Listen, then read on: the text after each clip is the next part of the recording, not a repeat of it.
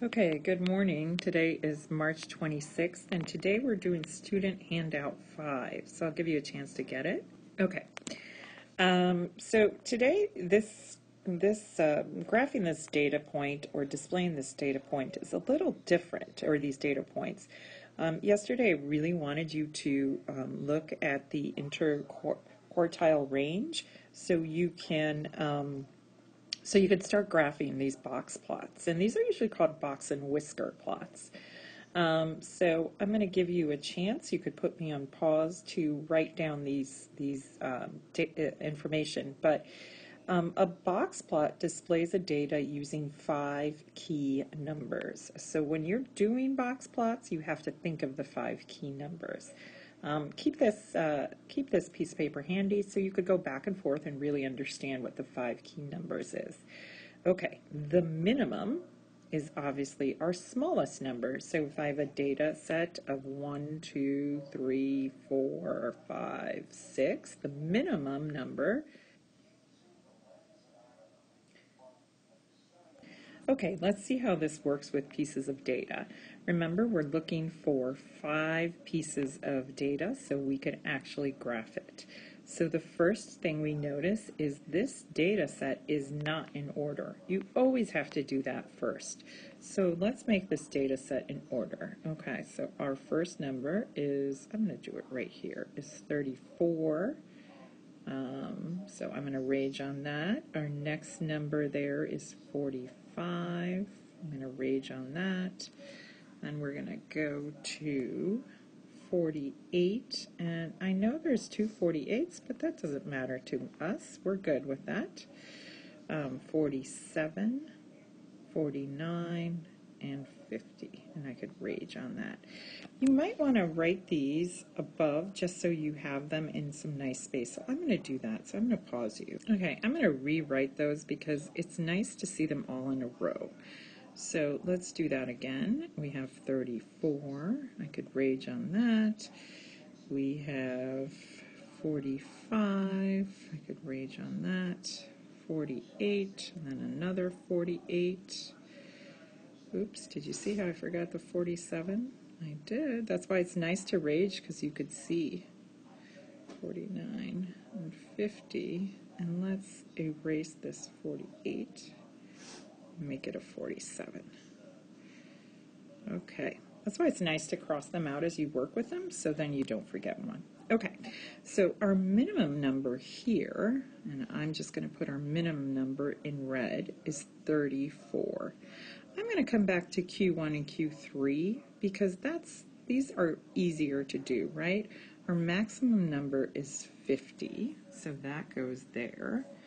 Now, I'm going to get the median of the whole data set, right? And I remember how to do that. So if I would do that, I would pretty much cross, cross, cross, cross, cross, cross, and what am I left with?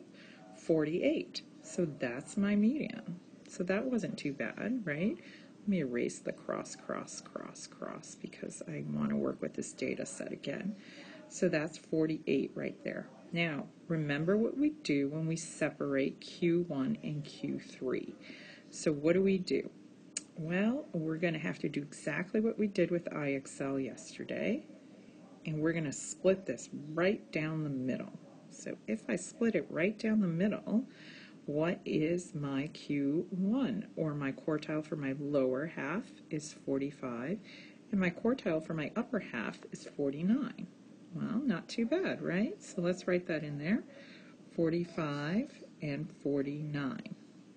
Okay, now this is how we would graph it. So I'm going to bring our chart over here. Okay, so remember what this is going to look like. This is going to look like a box and whiskers. So where's our box? Well, we're going to look at our quartile 1 and our quartile 3, and that's where we put our box. So our box starts at 45 right here, and it ends at 49. Now that's a little bit close to 50, but so I might just delete that and put it right there. And that's our box right there. And that's the first thing we do. Then we want to show where our medium is. So that is at 48, and we just draw a line for that. The rest of this is pretty easy. The rest is just drawing whiskers, which is just a line. And what did I say my medium was? My minimum, sorry, was 34. So I'm going to erase this. And that's how we draw that. Not bad, right? That's not a bad thing to draw. It's pretty easy. So I'm going to do number 2 because I know this is brand new information. So let's start with number 2. Okay, as you look at number 2, it's the same thing. The first step is to organize this data. You see your minimum is 7, your maximum is 19, and then you do your medium, which was 11. Your lower quartile is 9. So you could see that if our lower quartile is 9, that's where this box starts. It starts right at 9. And our upper quartile is 15, and it starts right at 15. And then he draws a line right here for the medium at 11, and you could see it there. So it's not too bad to determine, but I'm going to do number 3 because I want you to really understand these numbers. Okay, here's the last problem that I'm going to do today, and this is your box and whisper plot to determine your 5-number summary. Okay, what's your minimum? Well, we're going to look right here, and we're going to see our minimum is 11.